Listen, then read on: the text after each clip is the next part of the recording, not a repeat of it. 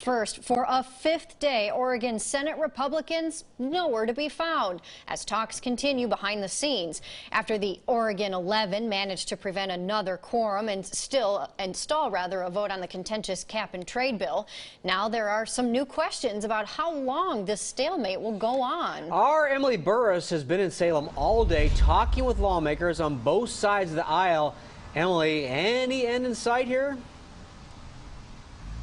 Yeah, well, Dan, I think I can say with some certainty, don't expect to see Senate Republicans in their seats tomorrow. But I do know that talks are happening behind the scenes. I talked to the Senate Minority Leader today. He says progress has been difficult because, in his words, their party is scattered all over the place. But lawmakers are talking while the clock is ticking.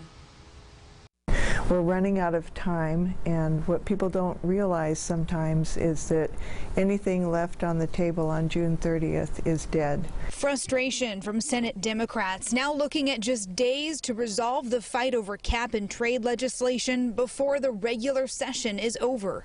They're getting paid to do a job, and they are not showing up for work. They're violating their constitutional oath to serve their constituents. It's been made crystal clear by our constituents that HB 2020 will adversely affect them, and they've told us to stop this horrible legislation at any cost. Senate Republican leader Herman Bertschiger says no deals with Democrats have been made, but talks are continuing behind the scenes. I hope that we can come to some agreement before we run out the clock. Meanwhile, there are new concerns over a planned rally this week.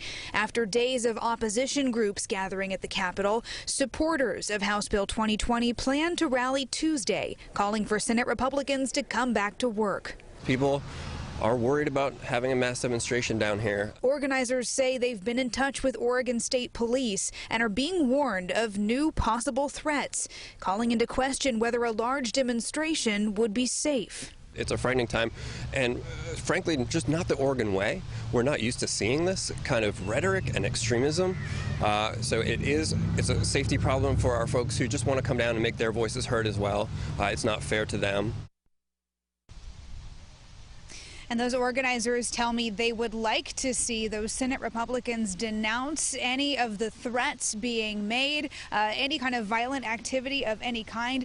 Senator Burdick as well called some of the rhetoric and support that the Republicans have been getting, in her words, alarming. I did ask Senator Bertschiger about some of the talk of militia, some of the threats happening right now. He says his party does denounce violence of any kind, and both lawmakers say they hope that whoever decides to come out and demonstrate tomorrow can do so safely.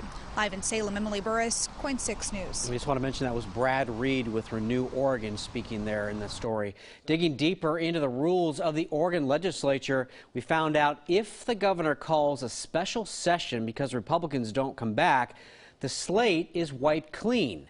Any bill that hasn't been passed by both houses would have to go back to the beginning.